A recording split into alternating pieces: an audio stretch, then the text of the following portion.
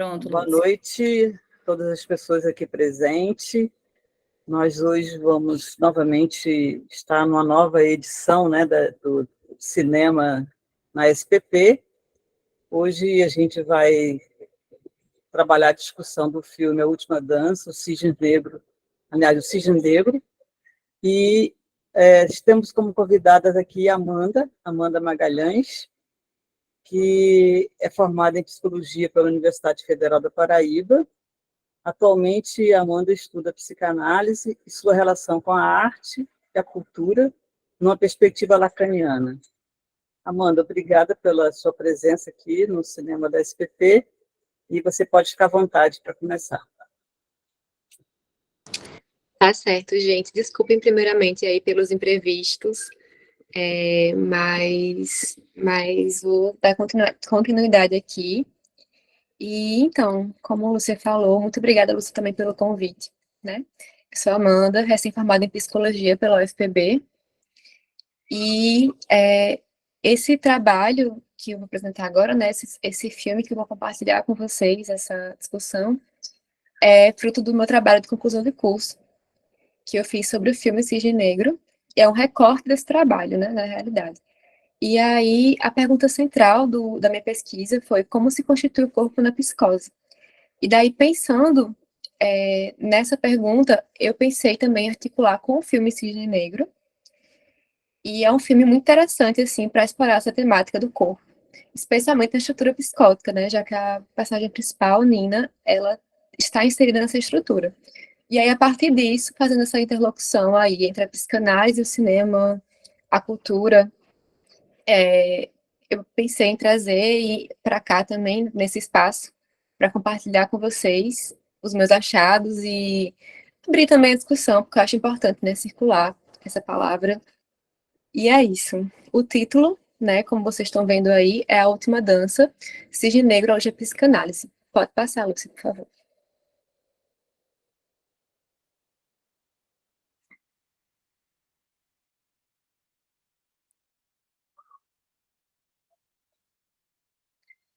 Então, o filme Cisne Negro, ele é do ano de 2010. O diretor do filme é Darren Aronofsky e o gênero do filme é suspense e terror psicológico. No filme, a gente acompanha a trajetória de vida de Nina, que é uma bailarina talentosa e muito dedicada de uma companhia de balé de Nova York, mas ela também é obcecada pelo perfeccionismo. E aí, nessa trama, né, a gente acompanha essa vivência dela com a família, com a mãe dela, que é o núcleo familiar dela, com as outras bailarinas também, pontualmente, especialmente com Lily, que seria a antagonista do filme, e outros personagens principais também, como Thomas e como Beth. Quando essa companhia de balé, que ela participa, decide montar o espetáculo O Lago dos Cisnes, né, que é uma peça russa, Nina é escolhida como protagonista. E assim que ela é escolhida como protagonista, né, a gente percebe que a trama toma outro tom também, um tom mais dramático. E essa protagonista que ela precisa incorporar, né, precisa interpretar tanto o Cisne Negro, que é uma versão má, seduzente, como o Cisne Branco também, que é uma versão mais ingênua e inocente. Então ela precisa incorporar essas duas versões nessa personagem, da Rainha dos Cisnes. E essa pressão pela perfeição, para ela interpretar ambos os papéis, faz com que ela comece a desencadear uma psicose nela, né? A partir dela ter assumido esse papel. Por favor. Então, na medida que ela incorpora esse duplo, que é o cisne branco e o cisne negro, observamos o seu desmoronamento psíquico e o desencadeamento de uma psicose. Com isso, observamos também um despedaçamento do seu próprio corpo. Os efeitos da psicose a atingem brutalmente, né?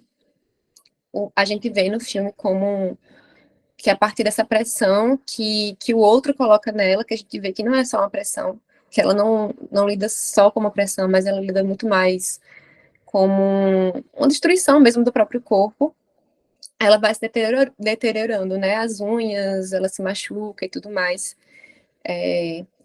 enquanto se esforça para alcançar essa perfeição, ela começa a perder a noção da realidade e experimenta perturbadoras alucinações e paranoias. A linha tênue entre o mundo da dança e a sua vida pessoal se torna cada vez mais tênue, né? E ser bailarina não é o que Nina faz, mas o que ela é. E isso é bem central, assim, também, para essa análise. Porque enquanto na estrutura neurótica o sujeito consegue ali é, fazer uma separação, né, do que faz, do que é, da profissão, enfim, na arte, na psicose não há essa divisão, né? É colado. O sujeito é aquilo. Ela é bailarina.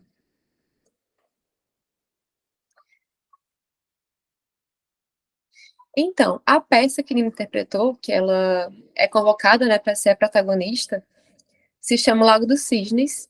É uma peça russa ambientada em 4 atos e conta a história de um amor trágico entre o príncipe Siegfried, não sei falar, que é russo, e a princesa Odete. Então, essa princesa Odete, ela sofre encantamento lançado por um mago, sendo condenada durante o dia a viver em um lago, aprisionada no corpo de uma mulher, retornando ao corpo. Perdão, ela é condenada a viver no corpo de um cisne durante o dia, retornando ao corpo de mulher só durante a noite. E esse encanto só poderia ser quebrado com o encontro com o amor verdadeiro.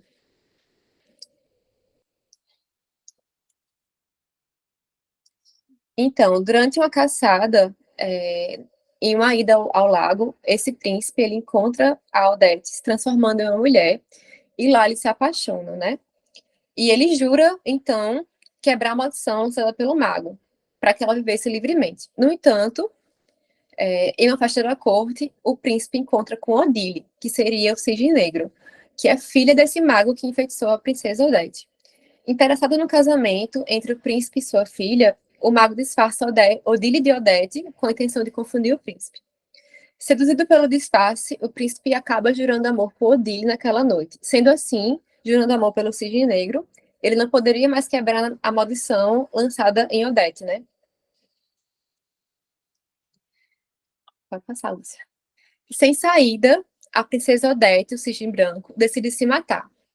E o príncipe, em angústia e como prova de amor verdadeiro, decide unir-se à sua amada na morte, né? Então, como a gente pode observar aí nessa história que Nina vai interpretar, o cisne branco representa simbolicamente a doçura, a pureza e a inocência. Nas audiências para o papel de Rainha dos Cisnes, observamos que Nina se destaca por representar perfeitamente o cisne branco. Quando o interpreta, ela realiza uma performance tecnicamente impecável, né? Intencionando veracidade em cada gesto. Inclusive na parte da transmutação corpórea de princesa, né, de mulher para o cisne branco, que ela faz assim muito próximo, né, do animal cisne mesmo. Parece que ela incorpora ali. Então, eu vou dar um pouco do resumo. Pode passar, Lúcia. Acho que você voltou.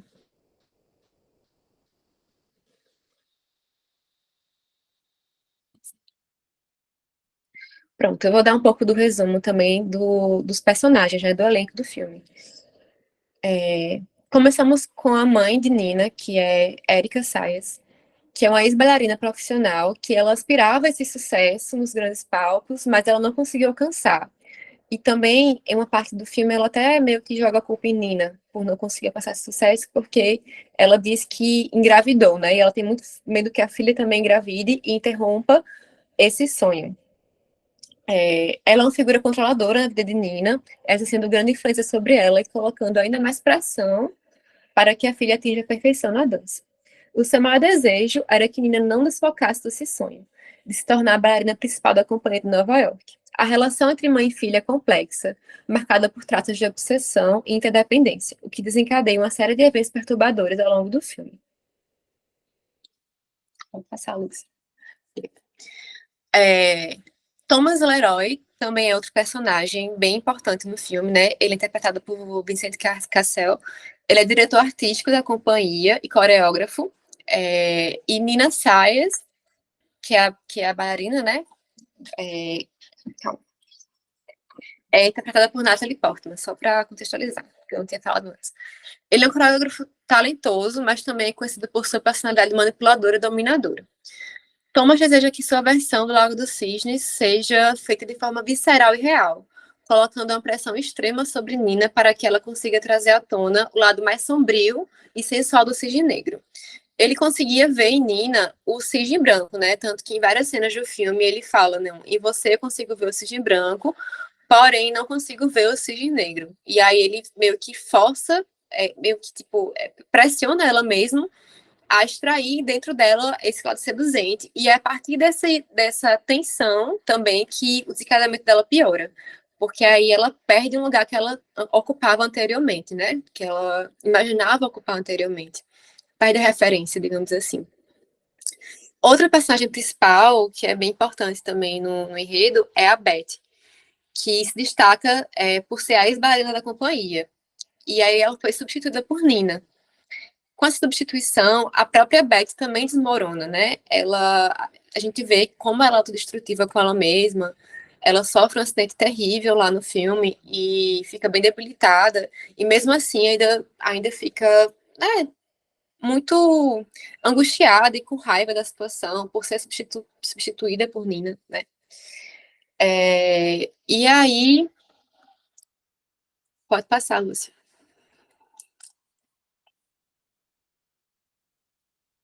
Por fim, a antagonista do filme, né, que é bem, assim, importante também, é Lily, que é interpretada por Mila Kunis.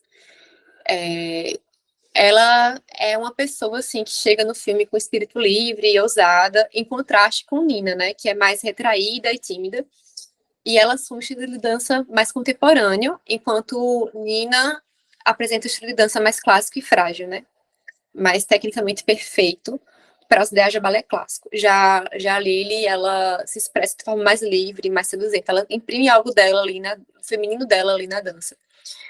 Ela se torna rapidamente atraente e intrigante para Nina, que a vê como o cisne negro. Então, Nina vê características do cisne negro nela.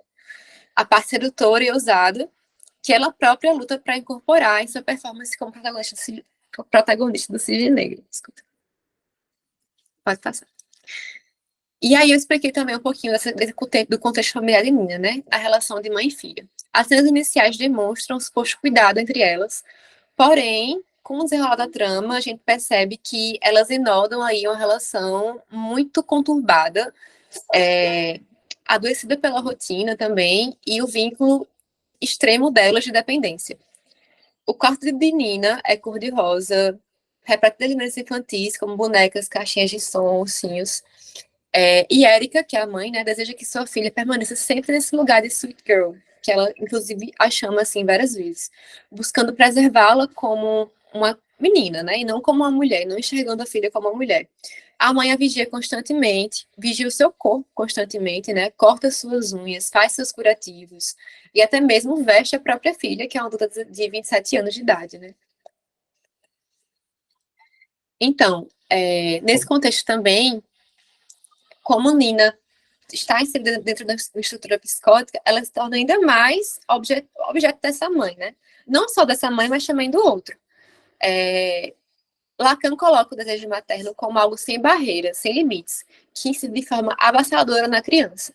Inspirada em Lacan, Ferreira coloca que a experiência de passividade que marca a criança em um estatuto inicial de objeto entrega ao gozo materno, deixa um registro de aniquilamento, de submissão ao outro, marcado por um gozo a mais, excessivo, né? Que irá imprimir marcas no corpo da criança, seja ela menino ou menina. Pode passar, Lúcia. Bem, no livro 17, O Abeço da Psicanálise, Lacan utiliza uma metáfora interessante para expressar o conceito de devastação. O papel da mãe é o desejo da mãe, é capital. O desejo da mãe não é algo que se possa suportar assim, que lhe seja indiferente.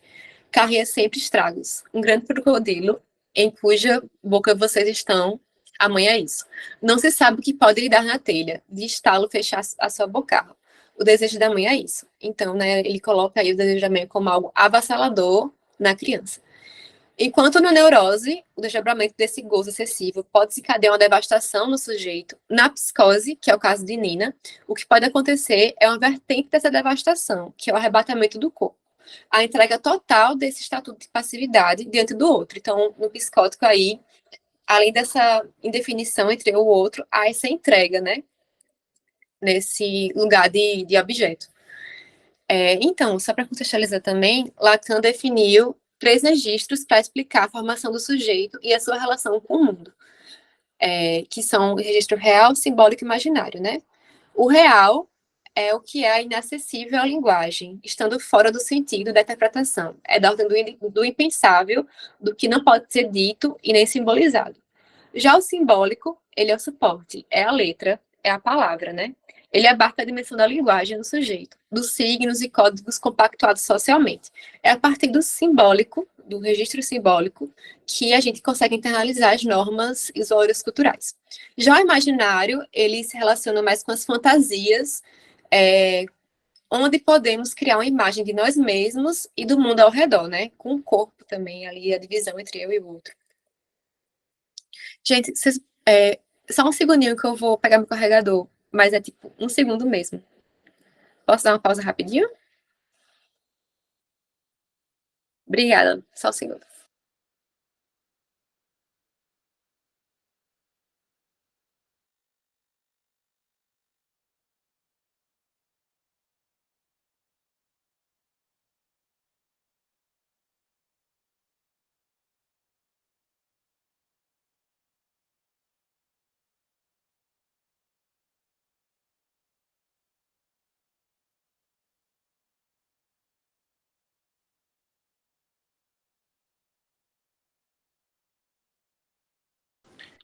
Pronto.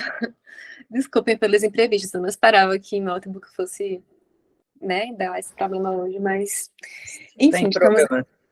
vou dar continuidade. Então, e agora eu vou falar um pouquinho do efeito da invasão de gozo no corpo psicótico, né? Bem, como eu expliquei, é através do campo simbólico, do registro simbólico, que é o campo da linguagem, que o sujeito pode fazer barra, ou seja, uma mediação ali, com esse desejo do outro que o invade. Na psicose, opera um mecanismo chamado foraclusão do nome do pai. O nome do pai realiza uma junção entre esses registros, né, uma inodação entre o real, simbólico e imaginário de cada sujeito. No entanto, na psicose, o que opera aí é o mecanismo de foraclusão desse nome do pai.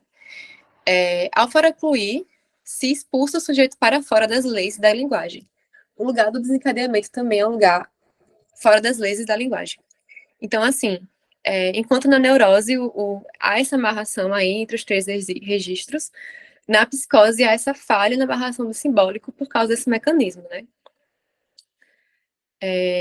E aí eu vou explicar um pouquinho também, que vai dialogar como se constitui, né, como se constrói esse corpo na psicose, a partir de Freud e do narcisismo de Freud, né, da teoria do narcisismo de Freud, e depois eu vou falar um pouquinho também de Lacan, dando continuidade.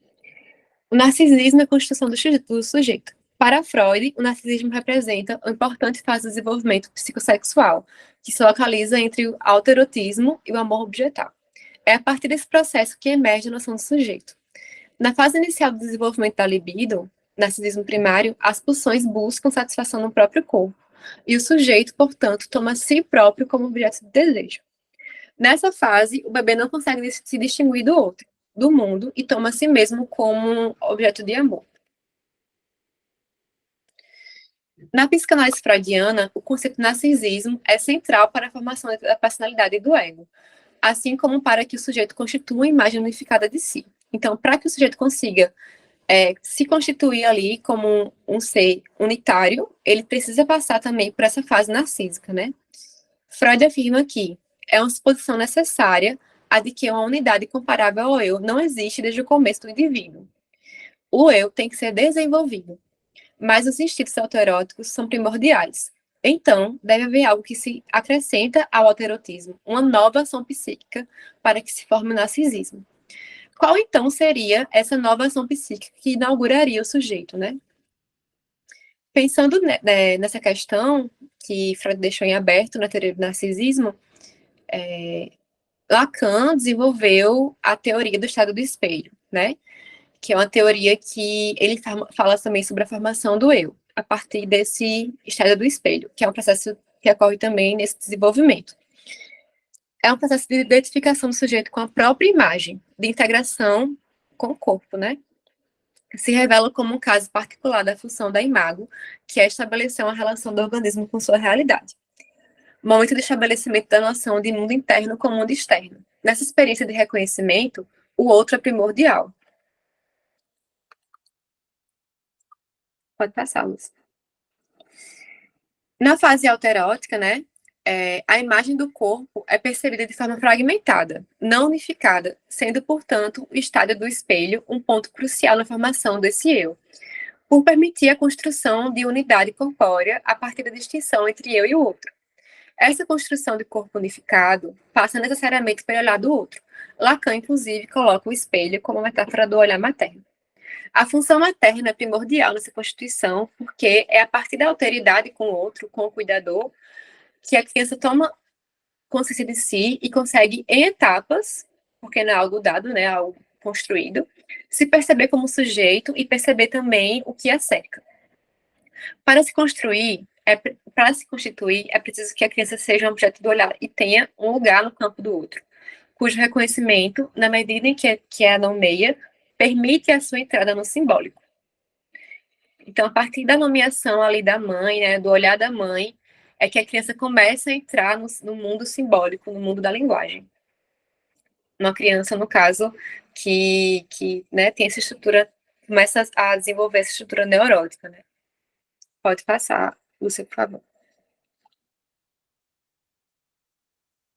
Essa experiência de identificação com a própria imagem... Ah, não, volta. Obrigada. Se dá entre os 6 e 18 meses de idade e acontece em 3 tempos. No primeiro tempo, a criança busca se aproximar daquela imagem ali do espelho, percebendo como outro. Então, ela se aproxima daquela imagem projetada de si, imaginando que ali existe um outro.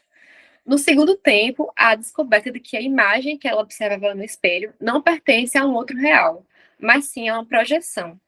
Essa etapa representa ainda um conflito, visto que a criança não consegue separar o que ela é e o que é aquele outro ali que ela observa. Já no terceiro tempo do estado do espelho, é o momento de integração, né, em que a criança consegue finalmente identificar que aquela imagem ali observada é a sua imagem, reconhecendo-se nela e tomando consciência que ali que ela possui um corpo, né, que ela é um sujeito ali unificado. No fim desse período do estado do espelho, na neurose, o sujeito consegue se integrar, se diferenciar do outro, né? Entender o que significa o eu e o que significa o outro. Na psicose, por sua vez, não existe essa distinção, ou seja, não há fronteiras entre o eu e o outro. Por consequência, o sujeito permanece sempre alienado em um desejo não determinado de outro especular, né? Que acontece com Nina. Desde o começo do filme, a gente vê várias cenas dela confundindo a própria imagem com a imagem de outras mulheres na rua, desconhecidas. Então, ela não consegue se diferenciar ali do outro, ela sempre se busca no outro, digamos assim, né? Então, aí vou falar um pouquinho dessa invasão de gozo no corpo psicótico, né? Para Freud, o delírio da psicose representa uma espécie de remendo criado para cobrir uma fissura que existe na relação do eu com a realidade. A transmutação em Sidney ocorre, em Nina, né, ocorre em sua carne, sem interpelações simbólicas que a pudessem sustentar. Na neurose, é por meio do simbólico, né, que o sujeito consegue ali fazer uma separação. Mas inocente, né, essa metamorfose acontecendo no real, na pele dela. Diante do outro, Nina ocupa esse lugar de objetificação e de estatuto de passividade. Os delírios e alucinações produzidos representam uma forma de barrar essa invasão.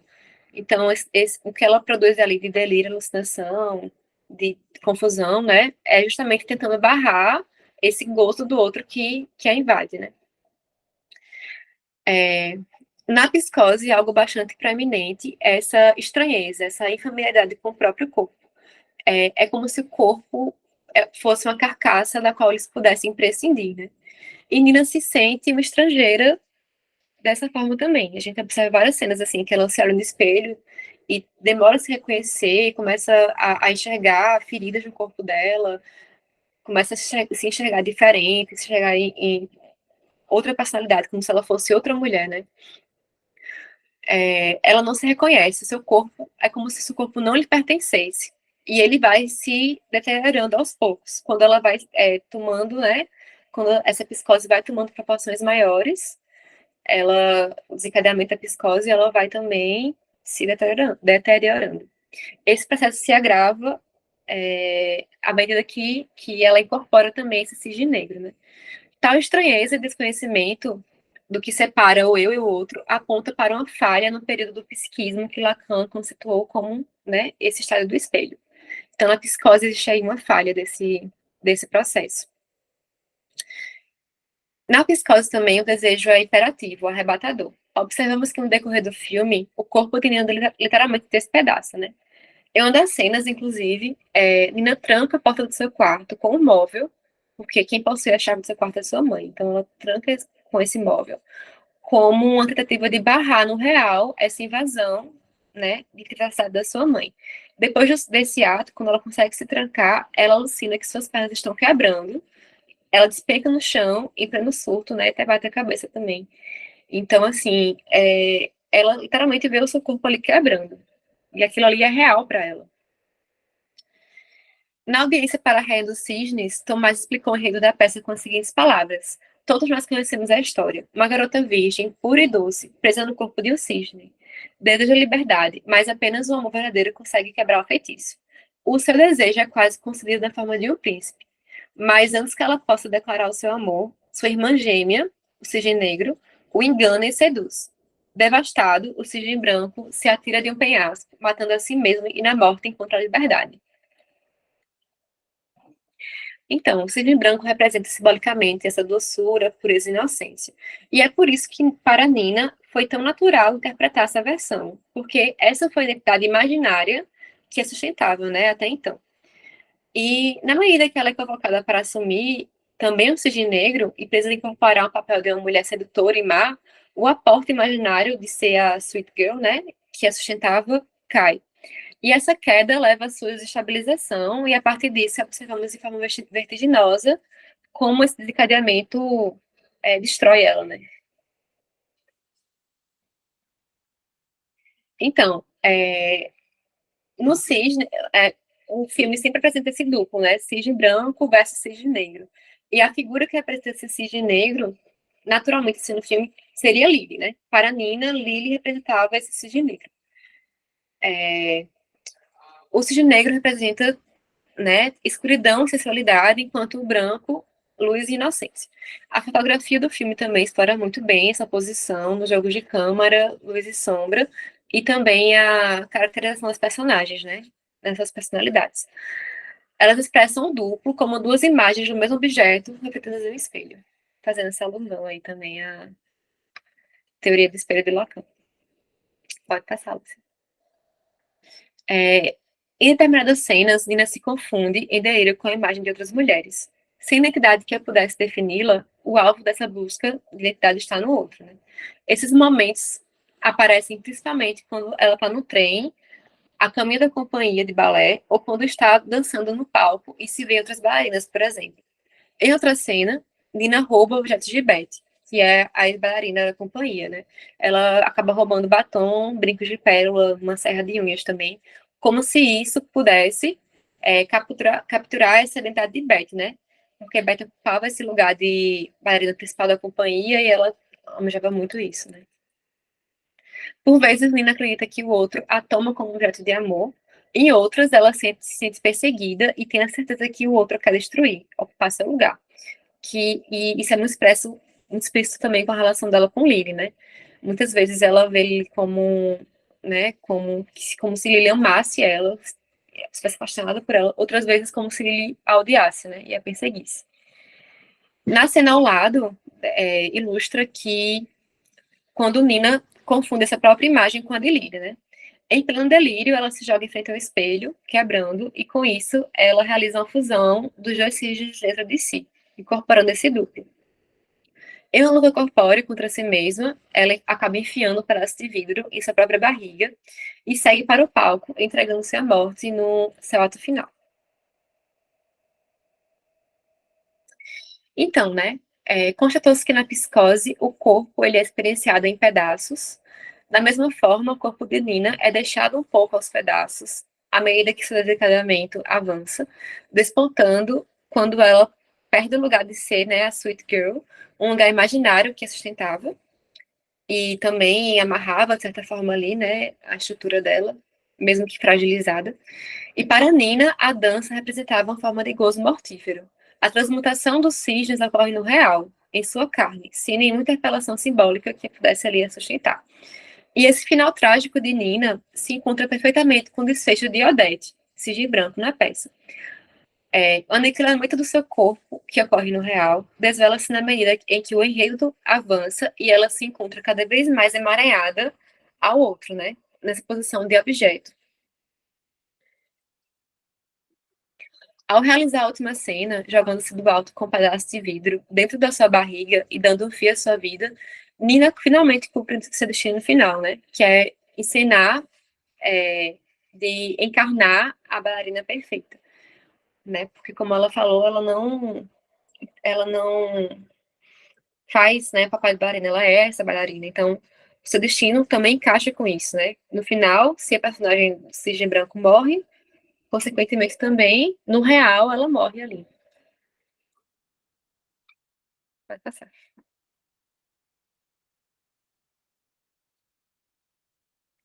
Pode passar, Luciano. Pronto, gente, é isso que eu tenho, que eu trouxe hoje para vocês. E agora eu vou abrir a discussão aqui sobre o filme. O que é que vocês acharam do filme? Algumas considerações também. Alguma dúvida sobre o que eu falei também? Estou aí aberta.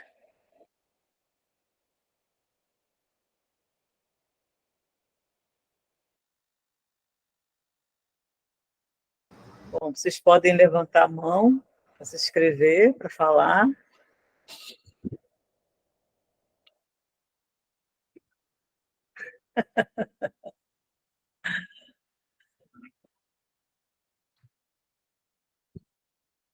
Vamos lá, Dalva. Então, boa noite. Amanda, maravilhoso, né? A interpretação, né? E todo o conteúdo que você trouxe, né? Para poder a gente entender, né? O enredo do filme, porque o filme, eu já tinha assistido há muito tempo, eu assisti novamente para acompanhar, e da primeira vez que eu assisti, eu achei muito doloroso o filme, né? Literalmente doloroso no corpo o tempo todo. E aí, da segunda vez, também senti, mas aí eu já compreendi melhor, né? E o mais interessante é porque assim, o tempo todo é um filme muito ambíguo, a gente não sabe direito, né? Se aquilo de fato aconteceu ou se é, né, produto, né, da Nina, de todo da, da- do jeito, né, dela entender o mundo, que ela funciona. E aí e fica claro quando você vai, né, explicando e quando a gente vai entendendo melhor o filme, que é assim mesmo, é um feito à luz, né, do olhar de um psicótico, né? E quando você diz assim, não, ela é uma bailarina, né? Ela é, né? Não tem metáfora aí, né? É tudo muito, sei lá, muito preso, muito amarrado, muito, né? E quando ela diz no final assim, eu já atingi, né? Algo dessa, mais ou menos assim, eu já atingi a perfeição, eu fui perfeita, né? E ela Sentiu perfeito, né? É se bem marcante. Ela se sentiu perfeito. sentiu perfeito. E aí eu fiquei pensando assim, né? Foi uma morte de verdade, né? Tal qual, como você disse, a história, né? Mas o que é que além disso, né, morre?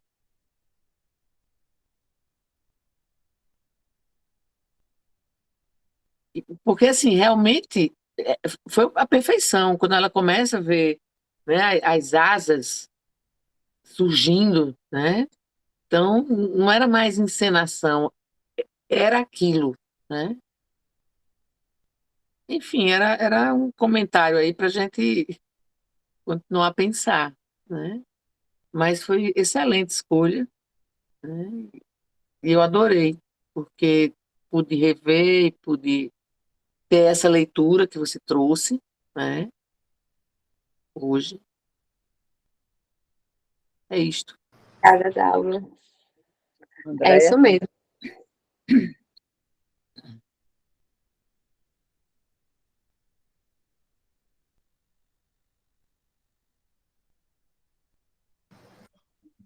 Só um minutinho. Então, Emília, pode falar, Emília. Oi, boa noite, vocês me escutam? Sim, Sim, Amanda, Emília. parabéns, achei uma excelente análise, muito, mas não, né? No entanto, são duas coisas que eu gostaria de pontuar que Dalva falou, que eu achei interessante, que é exatamente isso que também me passou do filme, essa linha muito tênue, né? Entre o que é real e o que não é real. Então, passa exatamente isso para quem está assistindo ao filme.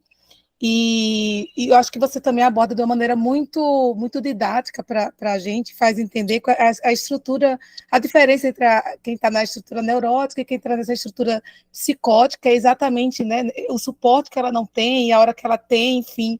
E essa dança toda, né, dessa teoria no filme, você traz isso com muito didático, eu achei muito bacana. Ficou leve, né? Já assisti esse filme também mais de 2 vezes, adorei também a sugestão. E parabenizar pela escolha e por essa tua análise fílmica. Foi muito boa, gostei muito. Parabéns. É isso. Obrigada. Andréia. Agora sou eu, Lúcia. Porque eu fiquei pensando, a partir do que vocês estão falando, que parece que o filme convoca mesmo, acho que o diretor foi muito sensível. Ele parece que coloca a gente nesse estado quase psicótico junto com Nina, né? Porque a gente não sabe o que é delírio, o que não é, né? não, Então, acho que ele envolve, né, o espectador nesse processo junto com ela, por isso que o filme é tão denso, né, tão pesado, mas é porque é quase como se a gente também tivesse encarnando ali, né, junto com a personagem, né, todas essas essa devastação, não sei se é devastação, eu não estudo Lacan. Como é que é o nome, Amanda? Você que sabe melhor, não é devastação. Eu aprendi isso na sua Arrebatamento do corpo. no É uma arrebatamento. Porque a devastação. devastação é mais a neurose. Foi pelo menos isso que eu entendi. Eu não estudo Lacan.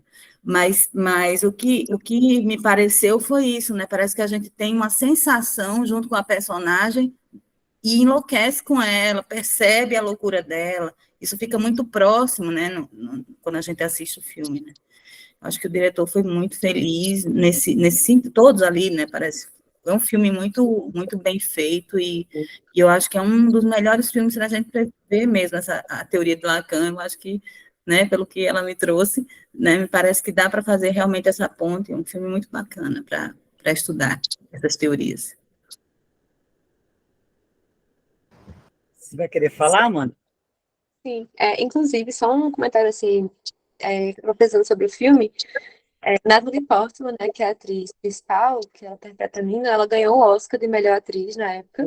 E também ela fez psicologia em Harvard. Então, tipo assim, ela realmente conseguiu entrar muito no personagem, né, em Nina, justamente porque também ela teve essa sensibilidade pelos estudos dela, enfim, ela entrou muito no personagem, ela treinava muitas horas para incorporar aquela bailarina, né? Ela ficou super magra e tudo mais, enfim, viveu na pele também um pouco, assim, né? Pela arte, né? Mas ela é uma atriz muito boa, assim, e eu achei fantástica a situação dela também nesse filme. Só para comentar mesmo. Então, eu fiquei pensando, Amanda, muito antes da dança, né, surgir o desejo dela, tem a mãe, o desejo da mãe. E uma mãe completamente psicótica, né? Aquela mãe. E como ela absorve, né? Ela capta, né? Todo esse desejo da mãe e ela não é ela é a mãe. Que eu fiquei percebendo que até o final, quando ela morre, o perfeito ali foi o que a mãe quis dela. Ela é o que a mãe quis que ela fosse, até o fim. Em nenhum momento ali ela conseguiu ser a Nina. Mesmo quando ela consegue ir para a festa, ou para aquela boate, que ela não, ela já estava incorporando um outro papel que ela precisava incorporar para também para ser o que o outro, né, no caso a mãe quis que ela fosse, que é também o cisne negro. Naquele momento ela precisava ser para ela alcançar a perfeição. Então, assim, como essa relação materna, ela pode ser muito doentia, né? Muito psicotizar. Acho que desde a infância ela já vinha nesse processo. Perfeito, Lúcia, eu concordo plenamente, assim. Mas também pela estrutura de Nina, né, que a gente vê o filme pela narrativa psicológica de Nina. Então a gente ali não sabe até que ponto aquela mãe, por mais que tenha, né, esses traços de projeção, narcísicos até, não sabe até que ponto aquela mãe ali também é psicótica, mas Nina mostra que é realmente, assim, né, ela realmente desencadeia ali no filme. E é muito interessante também ver esse contexto familiar, né, dela, até para entender como ela se constitui ali. E o que você falou foi perfeito, assim, no final, ela foi exatamente o que a mãe queria que ela fosse, a bailarina, né? E para ser a bailarina, ela precisava incorporar também o cisne negro. E aí se bateu de frente com aquela sustentação imaginária ali que ela tinha de ser a garota doce, né? Que ela tem que incorporar ali aquela personagem malvada, seduzente. E aí como é que faz, né? A psicose desencadeia. E aí, a partir disso, vimos o resultado, né? Mas ela morreu exatamente como bem realmente entregue ao gosto do outro, né? Não foi algo, um gosto, assim, um desejo dela ali de ser bailarina. O gosto do outro que invadiu o corpo dela ao ponto que ela se acabou ali. Eu vejo dessa forma também. Nara? Oi, boa noite, mais uma vez, Amanda, que trabalho bacana, assim, muito bacana, muito sensível também, né? Eu acho que tu traz pontos, assim, de outros vértices que a gente não tinha percebido no filme. Isso é uma coisa muito, né, muito interessante, assim, né?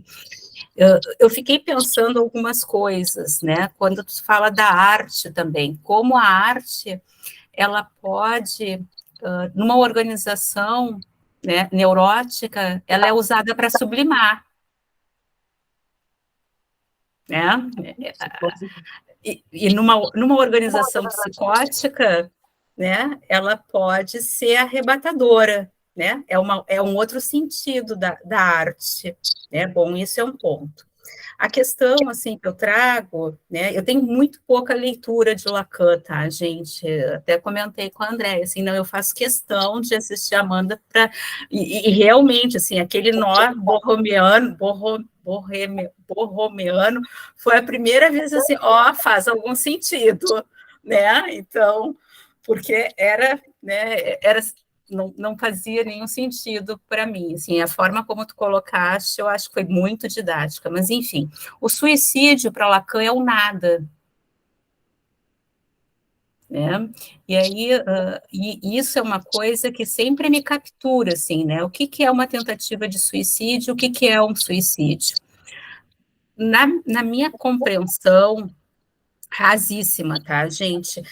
Tem uma questão que eu acho que a morte psíquica já tinha ocorrido com essa menina,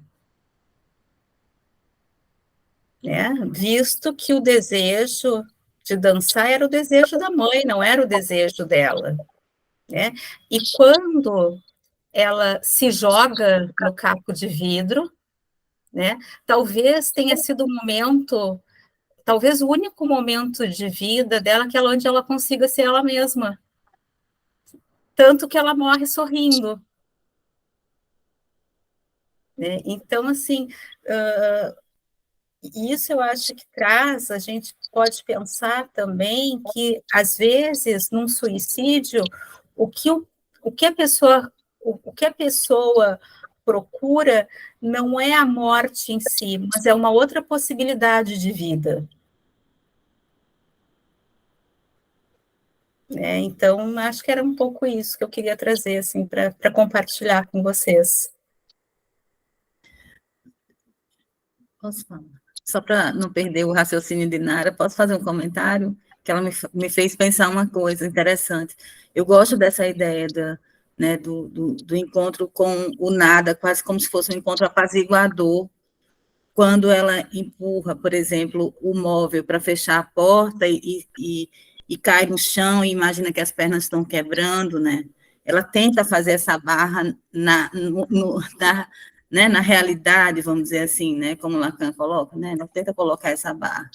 Não me parece que foi exatamente isso que ela fez quando ela se joga, né? Me parece que ela queria ter ali talvez a oportunidade de um encontro consigo mesma, em alguma medida, né? E aí eu não conhecia essa frase ou essa ideia de Lacan que né, dessa forma, né, do suicídio. Você estuda mais o suicídio, né, Mara? Mas, assim, que é um encontro com nada. Então, se é um encontro com nada, é um encontro com a não linguagem, é um encontro com esse outro que não está dentro, não está te invadindo, não está te quebrando com o desejo dele, né, o gozo, né, como ele coloca. Muito bom, Nara, a sua colocação.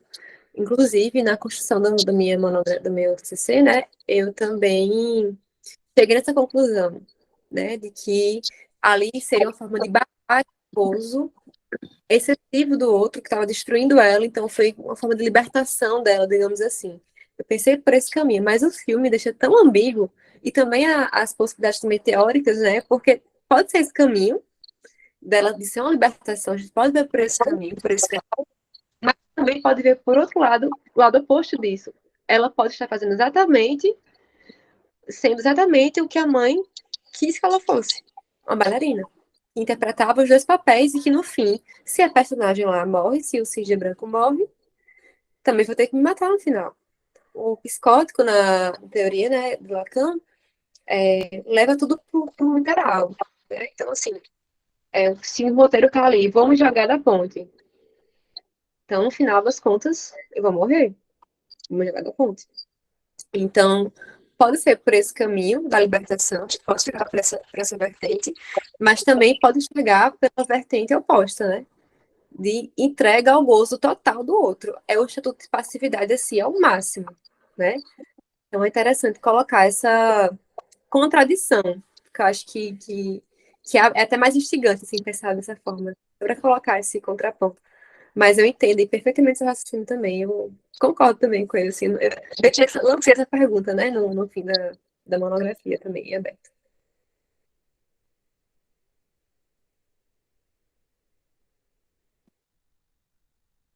Vai, Dalva. Não, pensei nisso agora, assim.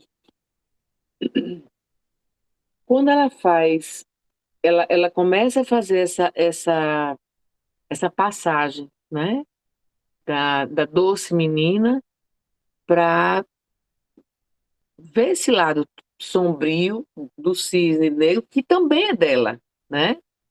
Também é dela. Ela não consegue juntar, eu acho, mas fica no. Isso causa um desespero muito grande, mas também uma descoberta muito grande, né? E aí eu fiquei pensando que no momento em que ela começa, né, a explorar o próprio corpo e a ver o quanto que tinha de prazer naquele corpo, né? Ela dá uma quebrada naquela história da menininha, porque ela pega todos os ursos, né? Ela tenta literalmente barrar a entrada da mãe no quarto, né? Porque ela põe aquela barra na porta e E a partir daí eu acho que há uma certa libertação, sabe? Eu não sei se faz sentido isso, mas quando ela vai interpretar ali no final, né, ela cria, ela se solta completamente, né? É libertador. Então eu acho que isso já vem se constituindo antes, nesse encontro dela com o feminino, né, com ela, enquanto mulher, né?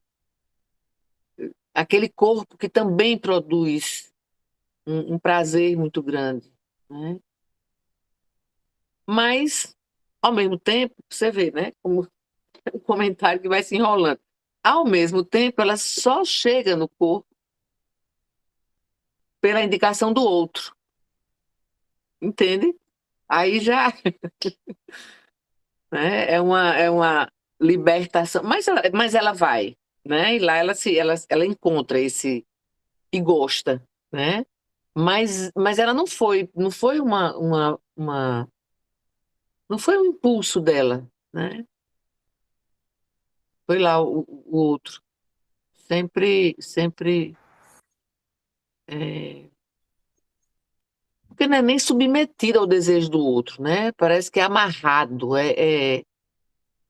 porque submetido você supõe aí um certo distanciamento, né? E ali não, era Amalgamado, muito né, Vala? colada, É amalgamado mesmo. amalgamada. Pronto, exatamente, né? Exatamente. É, Posso, posso seguir? Parabéns, Amanda, parabéns, muito bom. Pensando um pouco, né, em tudo que vocês estão falando, e pensando, né, em tudo que você trouxe sobre o filme, o que a Nara me falou, o que a Nara falou me lembra muito os ataques, né, os cortes que os adolescentes fazem em si, que eles relatam, né? Eles relatam que a dor é pouca, né? Em função dessa possibilidade de sentir o próprio corpo, né? Então, acho que essa questão final, né, que são essas duas demandas avassaladoras, né? Uma da mãe para ela ser o que é, né? Ser essa bailarina incorporada. Aí a demanda do diretor, né, absurda também, que ela, para que ela seja o cisne negro, né? Acho que lembra, a gente pode pensar mesmo, né, em pulsão de vida e pulsão de morte absolutamente desintrincadas, né, uma da outra, e onde a pulsão de morte, né, nesse gozo absoluto, se mata, né, nisso que o colega fala, né, de que ela morre satisfeita, sorridente, tudo isso, né, que a gente vê. Eu lembro de um colega falando que atendia um paciente assim, psicótico, 9, 10 anos, e que às vezes ele saía da sala e ele dizia assim para a mãe: Mãe, eu estou com frio. Né? Então, são essas coisas que é mesmo, né? É alienação total, né? No desejo do outro que ela realiza e com com esse final trágico, né? Que ela tem, mas também concorda, é tão trágico, mas é libertador, porque a gente imagina o insuportável, né? De viver tudo isso esse ideal absoluto que você não, que ninguém pode corresponder, né? Mas parabéns, Amanda, muito bom. Bom te ouvir. muito obrigada. Concordo plenamente. Eu acho que o lado da libertação é justamente a libertação de um ator, né? E ela é um sujeito ali, por mais que não se, por mais que o outro sempre ditasse, né, o caminho para ela, assim, eu acho que na Psicose não há esse questionamento sobre o feminino, né? A questão é de outra ordem. É Sim. outro questionamento que se faz. E aí, eu acho que é como se Tomás, por exemplo, falando, vá para casa e se masturbe. Vá para Assim, tem o beijo, né, que ele deu nela e ela mordeu ele. Também isso é muito representativo, né? Que ela conseguiu barrar ali no corpo, de alguma forma, né, aquela ação dele. Mas ela não consegue responder por ela, não Uhum. consegue simbolizar. Como ela age no próprio corpo, os efeitos do próprio corpo, do gosto do outro. É. E aí, mas é uma dor tremenda. Mesmo não simbolizada, é uma dor tremenda. Então, assim, se for pensar por esse lado, sim, essa libertação, né, esse final, casou um pouco com essa libertação dessa dor dela. Mas a gente não sabe o real intuito, né? Assim, foi pensado, se foi só também para interromper esse gozo do outro, ou se porque o outro mandou. Fica nesse dilema, né? Porque quem ela é sempre dito pelo outro, né? Então, Pois é, tanto é que o beijo não despertou uma sexualidade genital, né, genitalizada nela. O beijo dele, o, o diretor, nem o beijo com a outra bailarina. Não foi isso que aconteceu, dela se despertar enquanto mulher, despertar a feminilidade dela naquele momento. Foi curioso. Na hora que acontece o beijo, né, que ela reage, que ela morde ele, eu fiquei pensando que ali ainda poderia ter alguma salvação dela enquanto ela própria, enquanto mulher, enquanto pessoa. Mas, pelo contrário, ela não conseguiu, né, dar esse salto. E é tudo tão primitivo, né, Lúcia? O- a mordida na fase oral, a agressividade, né? É tudo muito primitivo, né? Ainda não é sexual, né? É bem essa resposta, assim.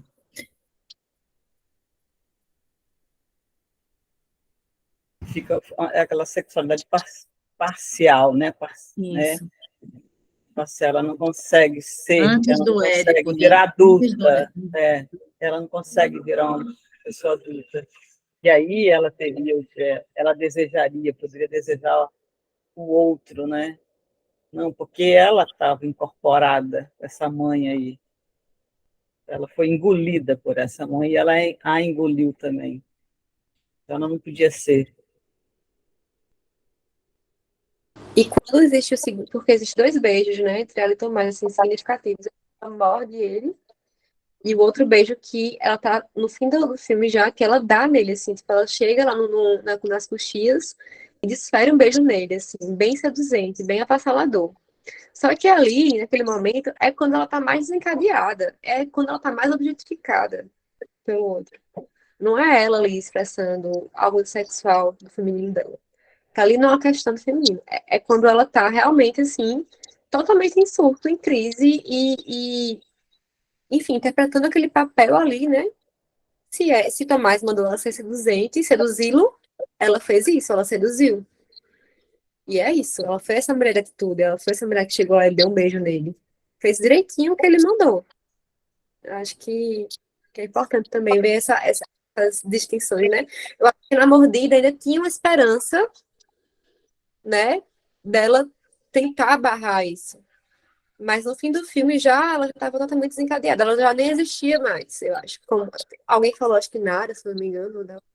Sobre morte psíquica, que ela já estava morta ali, né? Antes de chegar ao final do filme, né? É interessante demais pensar nessas questões aí.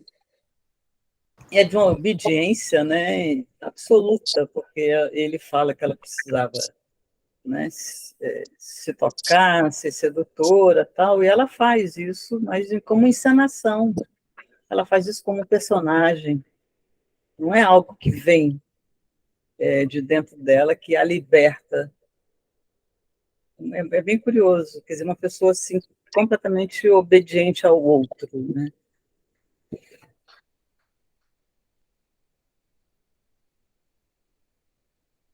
Eu fiquei pensando também, só um minutinho, Nara, eu fiquei pensando também que esse sorriso dela também no final, talvez como um desejo meu, fosse um sorriso de sarcasmo. Aquela mãe que tanto sacaneou com elas. Ah, olha aí. Eu fui perfeita por você, mas eu estou indo embora. Fica aí com essa. Vai, Nara. Não, eu acho que eu acho que é bem por aí, sabe, Lúcia? Porque o suicídio em si, ele sempre é endereçado a alguém. Né? As tentativas de suicídio sempre têm um endereçamento. Né? A questão é que às vezes chega ao suicídio, né? Mas ele sempre está direcionado a algo da relação objetal, aos objetos internos. Né? Mas uma coisa que eu acho que tu tem razão nisso, sim, eu acho que aquele sorriso foi para a mamãe mesmo, né? Era algo assim, eu sempre interpreto aquele sorriso dela, assim, ó, toma o que te mandaram, viva com isso agora, né? Mas para mim tem um endereçamento, né? Mas eu vejo a Nina, né, mais como uma organização borderline. Eu não vejo ela como uma organização psicótica em si. Eu acho que todo esse movimento da adolescência, né, de não conseguir viver, né, as questões da adolescência, né, de não conseguir se separar da mãe, destronar a mãe de alguma forma, desse movimento necessário de brigar com a mãe, inclusive, tão próprio da adolescência, como se isso tivesse ativado os núcleos psicóticos dela, que todos nós temos de alguma forma, né? A questão é o que fazemos com isso. Mas eu não vejo ela numa organização psicótica já estruturada. Né? Eu vejo essa menina assim com núcleos psicóticos, né? E com as questões assim do ambiente, da impossibilidade dela viver a adolescência, da impossibilidade dela brigar com essa mãe, dela mostrar a raiva para essa mãe, dela não conseguir viver as questões corporais próprias da adolescência como uma ativação desses núcleos psicóticos. Né? Não sei, eu sempre fico muito em dúvida em relação a essa personagem. Não tinha parado para pensar sobre isso, Nara, você fez assim, na minha cabeça. Não. Tipo, meu Deus, faz sentido. E Nara está partindo de uma visão inglesa, né? Não está partindo de Lacan, então. É por isso Sim, que mas deu uma perguntada, né? Amplia, né, também a discussão e muito bacana também. Mas, assim, inclusive, depois quero, né, referências e tudo mais, fiquei interessada em tentar entender melhor aí como ver Nina como uma borda e não como, né, distótica inteiramente ali.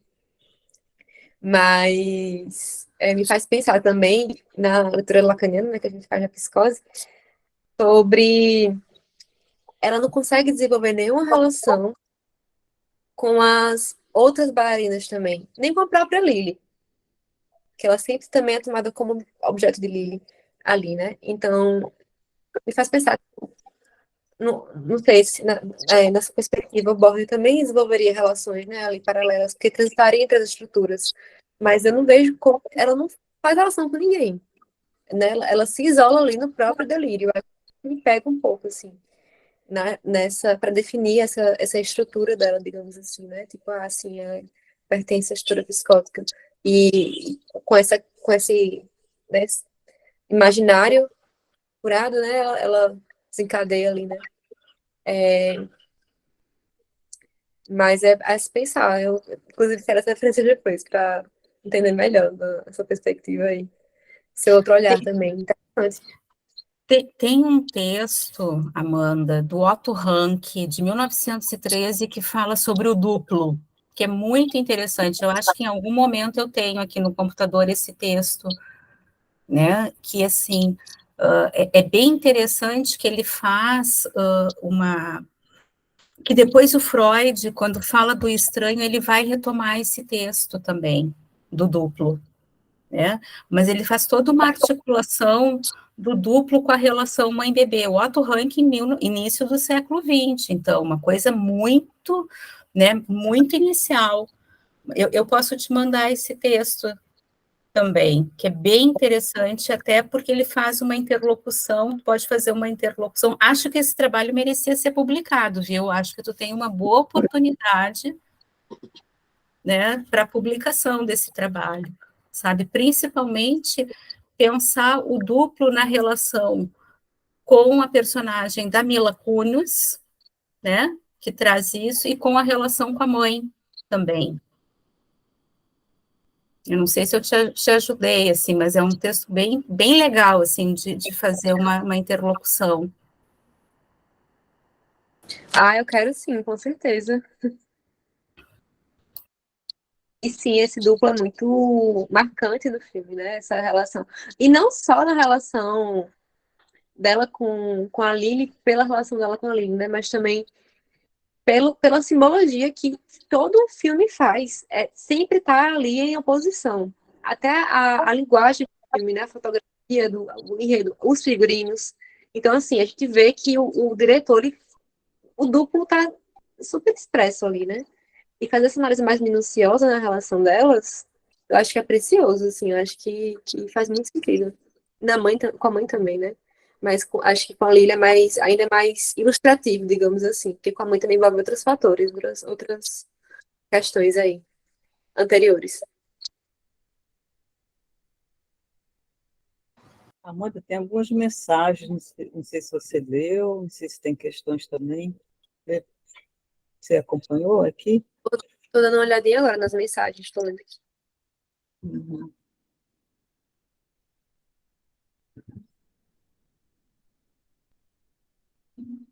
Bom, alguém mais quer falar?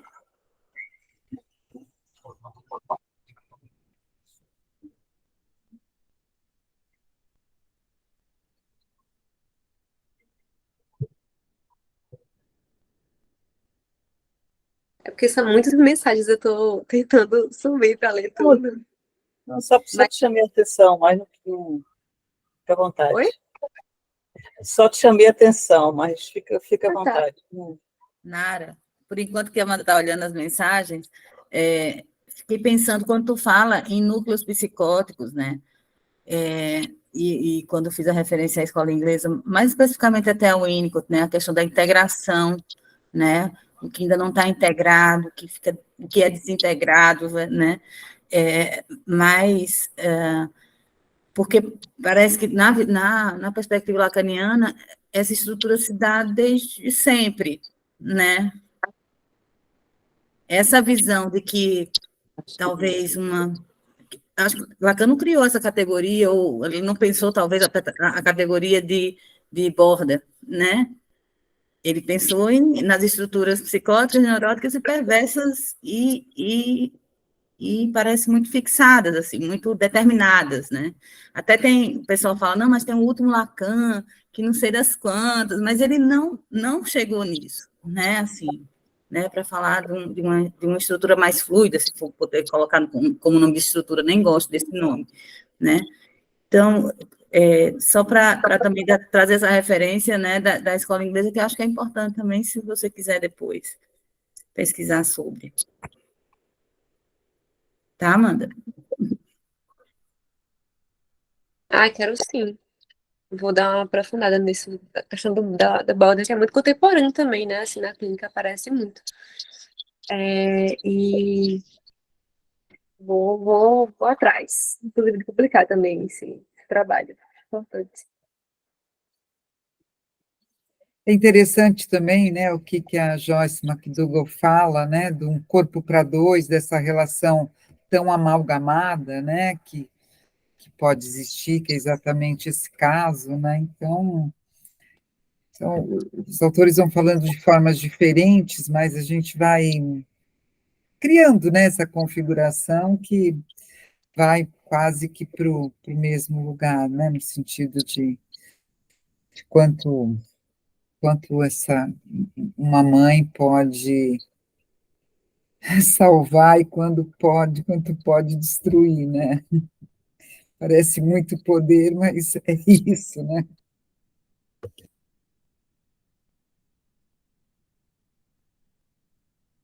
Isso. Não fala, né? Sobre a mãe estar na boca desse crocodilo. Como é que pode, o desejo da mãe, né? Como pode se fechar ali?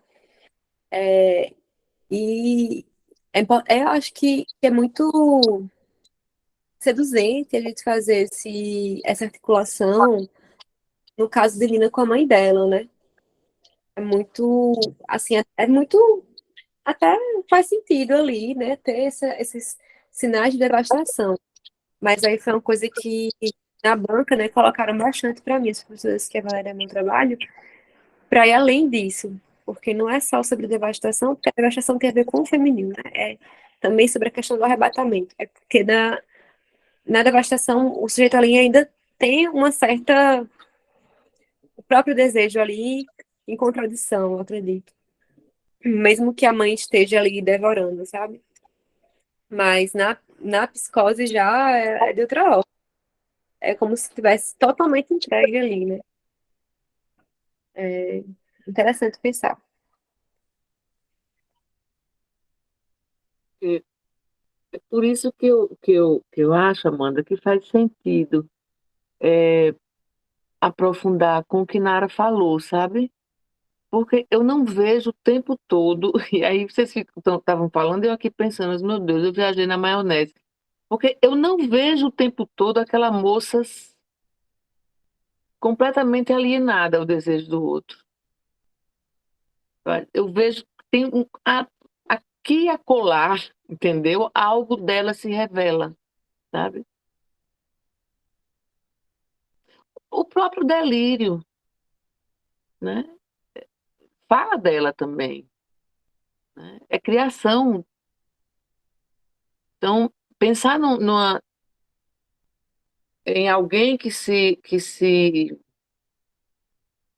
foi se organizando, né? Eu não tenho conhecimento também Lacan, já li, mas faz muito tempo, mas que foi se organizando, né? Assim, exatamente nessa borda, né? Que vai, que vem. Ela não circula muito, mas eu também não vejo ela tão, assim, presa, sabe? Eu, eu vejo lampejos ali da Nina mesmo, sabe? Quando ela se, se irrita muito com aquela intrusão daquela mãe, sabe? Quando faz sentido que ela está o tempo todo submetida ao desejo do outro, sim, né? Que tem muito pouco dela nas coisas. A forma como ela lida com a dor física, né? É de um limite extremado, né? Mas eu fico vendo assim, tanto que na psicose há sujeito, né? É frágil, mas tá lá. Então, não é que ela não estivesse, né? Eu acho que ela estava ali meio se agoniando para ver como se salvava, se criava alguma coisa, né? Mesmo que muito, muito frágil, sabe? Mas eu só vejo assim. Eu posso até dizer, eu só sinto assim quando eu assisto, sabe? Concordo muito, Dalva, nesse aspecto. É. Concordo muito. Grazi, ela até colocou aqui, né? No chat eu vi agora, Hum. como quando ela acredita ter ficado com Lily, que ela acha que é o desejo dela ali, né? Que existe algo do desejo dela ali, né? Que é uma figura que ela admirava e sentia inveja e ao mesmo Uhum. tempo se sentia saída.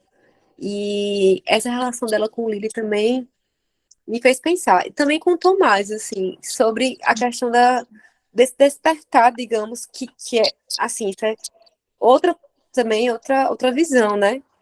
E que vai além do sujeito só como objeto, mas de ter ali, se a gente pensar também na estrutura borda, né?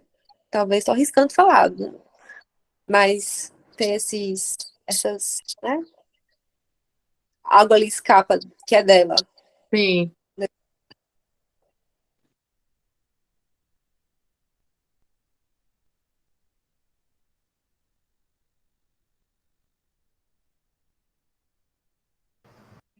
Podemos finalizar? Podemos, Amanda. Por mim podemos. Bom, o cinema da SPP acontece na última sexta-feira de cada mês, e se alguém tiver interessado aqui a participar, apresentar algum filme, pode falar comigo e com a Dalva. Né, Dalva?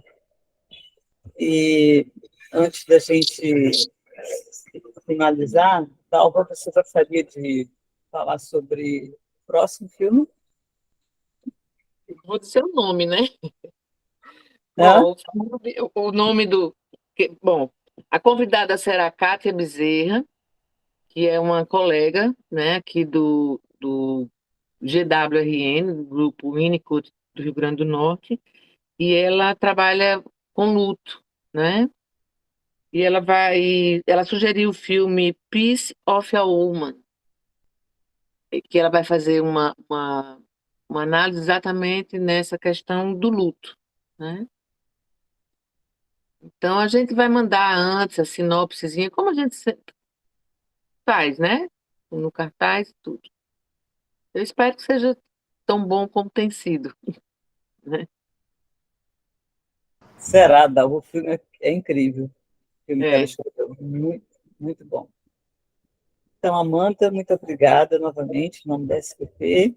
Obrigada a todas as pessoas aqui presentes, e a gente se encontra no próximo filme, no próximo mês. Até lá. Obrigada, tá. gente. Ah, obrigada, Amanda. Boa Beijo. noite. Tchau, boa Obrigada. noite para vocês. Tudo Tchau. bom. Boa noite. Boa noite, pessoal. Boa noite.